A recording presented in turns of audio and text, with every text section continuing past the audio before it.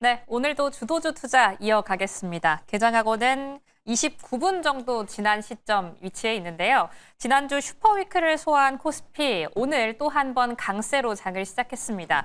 현 시점에는 4,160선 지나가주면서 4,200선 위로 등반을 시도하고 있는데요. 외국인의 수급은 아직까지는 코스닥에서만 돌아온 상태인 가운데 개인만이 코스피와 코스닥 모두 순매수하는 광경이 계속해서 이어지고 있습니다. 이런 가운데 앞서 언급이 됐던 로봇 그리고 이어가서 방산까지 투자 전략은 어떻게 고르게 짜가봐야 할까요? 오늘도 이분과 함께합니다. MBN골드 조범수 매니저 오셨습니다. 어서 오세요. 안녕하십니까. 네, 반갑습니다. 11월의 첫 거래일도 힘차게 출발해 보겠습니다. 첫 번째 이슈 바로 출발해 보시죠. 배터리 다뤄보려고 하는데요. 더 가볍고 더 강하고 더 오래가는 꿈의 배터리. 전고체 배터리를 개발하기 위해서 삼성 SDI가 여러 가지 손을 뻗치고 있습니다. 삼성 SDI와 독일 BMW 그리고 미국의 솔리드 파워가 손을 잡았다라는 이야기가 나오고 있는데요. 삼성 SDI는 두 기업과 함께 앞으로 좀 개발을 하고 또 실증을 하기 위한 3자 업무 협약을 맺었다라는 이야기를 전해왔습니다. 지금 현재 배터리 관련주에서 주가의 평가가 좀 나뉘고 있는데 전고체 예전부터 계속 언급을 해주셨어요. 배터리 안에서는 전고체를 좀 주목을 해봐야 한다. 전고체 모멘텀으로 배터리 관련주 더 갈 수 있을까요? 더 가야죠. 당연히 더 가야 됩니다. 물론 오늘 장 초반 대비해서 물론 강세 섹터와 수급이 좀 이동이 굉장히 강하기 때문에 네. 오늘 당장 장 초반 상승분 대비해서는 2차 전지주들 내지는 전고체주들이 일부 눌리고 있습니다. 하지만 이 눌리는 구간이 지금 저는 매수의 기회다라는 이야기를 먼저 전해드리고 싶은데요. 오늘 장 초반 기준 형태로 가장 강세 보이는 섹터라고 하면은 로봇. 또 로봇이에요. 그래서 로봇이 계속 치고 올라가는 모습이 보이는데 우리가 항상 이 얘기를 해왔습니다. 반도체, 로봇 좋습니다. AI도 좋고요. 네. 하지만 이를 위해서 필요한 것은 뭐다? 전력. 밥이 필요하죠. 그렇죠. 네. 전력이라고 하셔 밥은 제가 해야 되는 이야기인 것 같은데 네, 좀 바뀌었어요. 네. 맞습니다. 밥, 전력이 필요합니다. 그렇기 때문에 2차 전지와 배터리 섹터에서 가장 문제로 삼아 왔었던 화재성 그리고 앞으로 얼마나 장기적으로 그리고 이 유통기간과 관련돼서 얼마나 좀 오랫동안 활용할 수 있는가가 문제였잖아요. 항상 배터리는. 네. 하지만 그 부분 해소한 게 뭐다? 전고체 배터리입니다. 자, 그래서 전고체 배터리 지금 25년도도 지금 얼마 안 남았습니다. 앞으로 내년부터 26년도인데 계속해서 지켜보셔야 합니다. 라고 말씀드리는 이유가 자, 지금 전거래일 기준으로 미장에서 퀀텀스케이프는 15% 이상의 급등분이 나왔습니다. 상용화 이야기가 나오면서요. 우리 삼성 SDI 이야기도 나왔는데 삼성 SDI는 BMW 그리고 퀀텀스케이프 같은 경우에는 폭스바겐 그룹과 함께한다라고 보시면 될 것 같습니다. 근데 이 각 기업들의 전고체 배터리 상용화 목표 그리고 양산 기한 내를 보시면은 대체적으로 29년에서 30년입니다. 좀 남았네요. 남았다고요? 아니요, 얼마 안 됐죠, 이제. 왜 이렇게 말씀드리냐면은 네. AI 전력 시장, 특히나 원전 같은 경우에도 5년, 10년, 2050년도까지 밸류에이션을 지금 반영하고 있는 시장이에요. 네. 그만큼 시장에 자금이 많은 상황에서 전고체 배터리가 사용처, 그러니까 지금 로봇이나 아니면 전기차에 대한 대처에 대한 이야기까지 넘어선다라고 했을 때 딱 3, 4년 차이요? 얼마 안 돼요. 정말 짧습니다. 그래서 퀀텀스케이프 같은 경우에도 양산 계획에 대해서는 2029년에서 2030년 사이, 삼성 SDI도 2029년 가량을 이야기를 하고 있습니다만 대체적으로 우리나라의 소재 기업들 같은 경우에는 지금 2026년도나 27년도와 같이 빠른 상용화 양산 목표에 대해서 소재 쪽은 일단 이야기가 나오고 있는 상황이기 때문에 전고체 배터리는 지금 바닥권에서 올라오고 있는 만큼 가장 관심사를 높게 올릴 필요가 있겠다라고 저는 말씀 드리고 싶습니다. 자, 그래서 몇 가지 종목들 보고 갈 건데 네. 자, 에코프로 그룹주들도 결국에는 전고체 배터리 사업 진출하겠다라고 뉴스가 나왔기 때문에 네. 에코프로 그룹주 한번 체크해보고 넘어가겠습니다. 그 안에서는 어디 붙어볼까요? 에코프로? 프로 봐야죠. 아하. 에코프로가 아무래도 가장 상승분이 높았었고 2차 전지주들에 대해서도 계속 저희가 체크하고 있다시피 네. 지난 급격한 상승 이후로 지금 쉬어가는 구간입니다. 에코프로고 항상 우리 2차 전지주들 대응하시고 홀딩하고 계신 분들께서는 어디만 이탈하지 않으면 된다? 지난번 25년도 7월 8월 달 당시 고점 구간만 이탈하지 않으면은 충분하게 기술적인 여력은 살아있다. 물론 지금 2차 전지에 대해서 평가들이 좀 갈립니다. ESS 그리고 전고체 배터리에 대한 기대감으로 실적에 대해서 개선세가 나올 것이다. 아니다. 전기차는 아직 업황이 지금 좋지 못하다라고 이야기가 나오고 있는데 전 이렇게 생각을 합니다. 전기차 업황 당장 안 좋은 거 맞습니다. 하지만 좋아질 가능성이 높죠. 왜? 우리가 원래 자동차, 중고차 시장에 대해서 다시 살아나는 구간을 어떤 구간을 이야기합니까? 금리 인하기 구간을 이야기하잖아요. 그럼 전기차 수요에 대해서 걱정하실 필요가 있겠습니까? 전기차 수요뿐만 아니라 하이브리드라는 새로운 시장까지 배터리는 계속해서 필요한 시장이기 때문에 계속해서 성장 산업으로 체크해 보시면 될 것 같고요. 에코프로 그룹주들이 이번에 전고체 배터리 사업에 대한 이야기가 나왔습니다. 이제 바닥권에서 다시 시작하고 있는 상황이기 때문에 아직도 유망하다라는 점 체크해 보시면 좋을 것 같고요. 자, 특히나 지금 이번에 CATL 회장이 또 방한과 관련된 이야기가 있잖아요. 방한한 이후로부터 지금 협력과 관련된 이야기가 나오고 있는데 각 지금 우리나라에서 현대차 그리고 에코그룹주들 LNF, SK그룹 그리고 포스코그룹이 지금 CATL과 협업 대상자들의 중에 하나입니다. 자, 그러면 우리나라의 에코프로 그룹주들이 중국 CATL의 소재 공급성에 더 오히려 가까워진다라고 했었을 때 중국의 전기차 시장은 아직도 거대하거든요. 그래서 우리나라 2차 전지주들은 지금 아직도 더 올라갈 길이 남은 상황에서 잠깐 쉬어가는 구간이다라고 보시면 될 것 같습니다. 그래서 에코프로는 당장에 79,000원대에 이탈하지 않는다라고 하면은 다시 재상승 가능성 높고요. 에코프로 BM으로 좀 넘어갈게요. 네, 에코프로 BM이요. 에코프로 BM입니다. 에코프로 BM 같은 경우에는 저희 목표가 최대 목표가 20만 원이요. 우리가 맞아요. 바닥권 12만 원, 11만 원대부터 끌고 왔다시피 아직도 그 목표가는 저는 유지를 합니다. 지난 상승 구간에 일부 저항권 맞고 떨어지는 구간이니까요. 다시 돌파 노려보시면서 자, 에코그룹주 봤으니까 이 종목까지만 좀 보고 넘어갈게요. 어디죠? 포스코 보고 갈게요. 포스코 인터내셔널 보고 가겠습니다. 인터내셔널. 네. 자, 포스코 인터내셔널 우리가 눌린 구간에서 잡자라고 말씀드리고 지금 뭐 1, 2거래를 조금 더 눌리고 있는 상황입니다. 자, 인터내셔널 같은 경우에는 히토류와 관련된 좀 재료성도 같이 엮여 있었었는데 이번에 결국에 유예가 나오는 모습까지 나왔습니다.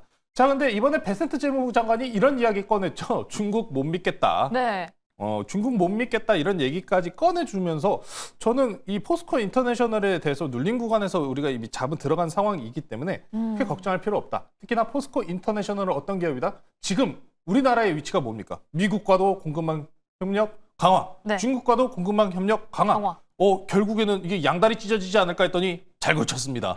양다리를 결국 잘 걸친 상황인데 그 구간에서 양국가들이 가장 원하는 것은 결국에 소재에 대한 독점과 소재에 대한 안정적인 공급입니다. 포스코 인터내셔널 같은 경우에는 히토류, 그리고 핵원료, 리튬 전체적으로 큰 시장 내에서 강하게 소재권에 대해서 확보를 하고 있는 만큼 이번 중국과 그리고 미국과 양국 간의 수혜를 모두 받아갈 수 있는 기업으로 체크해 보시면서 오늘 기준으로도 어찌 보면 5일선과 20일 단기 이평선에 좀 갇힌 모습인데 다시 한번 지난 상승 구간인 56,000원대 위로만 올라서 준다면 강세 넘어갈 수 있으니까요. 이전까지 참고해 주시면 좋을 것 같습니다. 네, 전고체 배터리 그 안에서 2차 전지 투자 전략도 저희와 함께 가져가 보시죠. 두 번째로는 이쪽 보려고 합니다. 전력 설비 관련해서는 어떻게 대응이 필요할까요? 효성중공업 프리장에서 정말 핫했죠. 장 초반에는 한 12% 가까이 상승을 하고 있었는데 지금은 다소 상승폭을 줄였습니다. 8% 지나가고 있네요. 올해 3분기 영업이익이 전망치를 대폭 상회하면서 어닝 서프라이즈를 기록하기도 했죠. 앞서 자막에서 보셨던 것처럼 관세를 반영해도 서프라이즈가 나온 겁니다. 여기에 또 추가로 최근의 모멘텀도 있죠. 엔비디아가 우리나라에 공급할 AI 반도체 26만 개를 모두 가동하려면 배터리, 밥이 있어야 했던 것처럼 역시나 전력도 필요합니다. 예상치로는 초대형 원전 1기가 생산하는 전력에 맞먹는 수준이 될 것이다. 이런 이야기도 나오고 있는데 지금 현 시점 전력 설비 투자 전략 어떻게 가져가야 할까요? 지금쯤은 잠깐 좀 일부 현금 확보. 근데 이게 지금 이슈성 자체를 보시면은 네. 지금 AI에 대한 기대치 그리고 실적으로 가잖아요. 맞아요. 여기서 더 가려면은 구리 가격이 튀어 올라야 되거든요. 구리. 그렇죠. 구리 가격이 더 튀어 올라야 돼요. 수요는 이미 존재하고 있는 상황인데 구리 가격의 상승을 압박하고 있었던 건 최초의 중국에 대한 관세로 경기에 대한 불안정성 그리고 유가의 하방 압력인데 네. 여기서 더 한 방 쏠 수 있는 게 열리긴 했어요.